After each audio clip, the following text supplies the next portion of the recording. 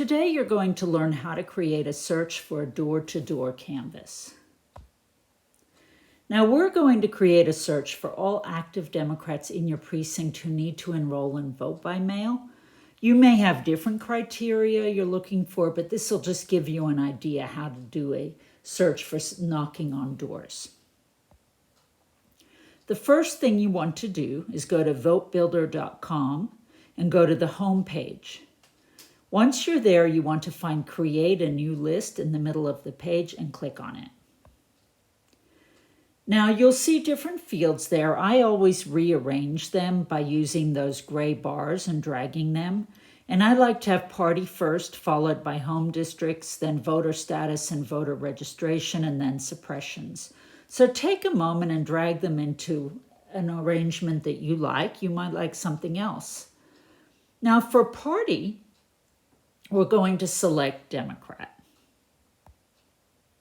After that, we're going to go to home districts.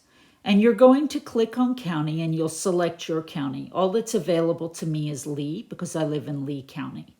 Once you've selected your county, then you can select your precinct from the drop-down menu. If you want to select more than one precinct, you can click on precinct. It's a link that takes you to a list of different precincts, and you can select more than one. After precinct, go to voter status and voter registration. You want to select registered active voters. Next, you want to remove all suppressions. We do that every time, otherwise that just doesn't work right. So every time you're about to preview your results, make sure that you've clicked that. Now we are going to preview our results. So go to Preview My Results. It's the blue box and click on it. And double check your criteria. You can see that we're selecting Democrats in Precinct 502 and they're registered active voters, and we removed all suppressions. And then you look at your number and see if that's reasonable. My precinct is very small. It has very few Democrats, so 210 people is reasonable. Now we're going to add a step. Now we want to remove people who are already in vote by mail because there's no point in knocking on their doors. So we're going to find a field called activist codes. So we're going to add a step first. And we want to remove people. That's on the drop-down menu. Click Remove People. And then once you've done that, remove all suppressions again right away so you don't forget. And we want to go to the field marked Activist Codes. And you can select more than one activist code at this point. You might want to click on Activist Codes and just see what's available to you. And we're just going to select one. So we're going to go to the drop-down menu instead. And we're going to look for Visibility 2024 General Election Vote by Mail. And these are people who are already in vote by mail through the 2024 election. So we want to remove them. So we're going to preview the results again. And again, check your criteria and look at your number. We've lost about almost a half of our people, and that seems reasonable. Now we want to remove people that we have marked as deceased or who live in gated communities or hostile or who have moved or refused contact, just to make it easier when we canvass.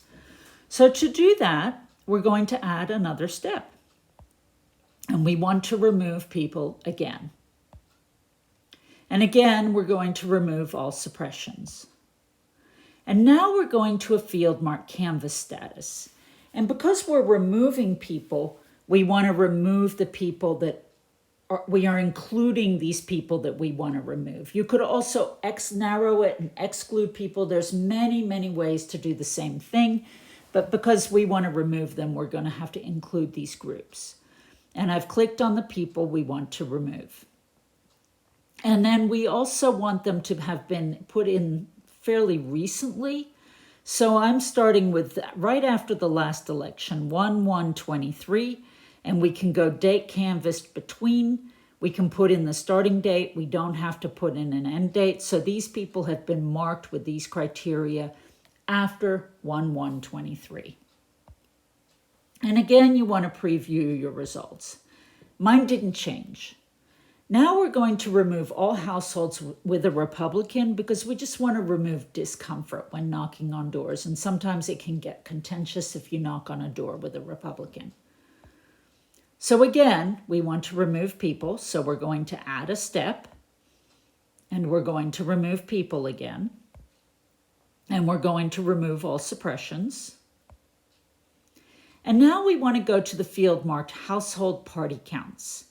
And we want to remove households that contain at least one Republican. So we're going to include in the group of people we're removing households that contain at least one Republican.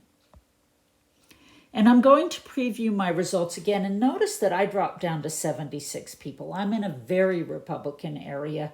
And probably a lot of the Democrats in my precinct lived with Republicans or live with them currently. And finally, we want to include people only with good addresses.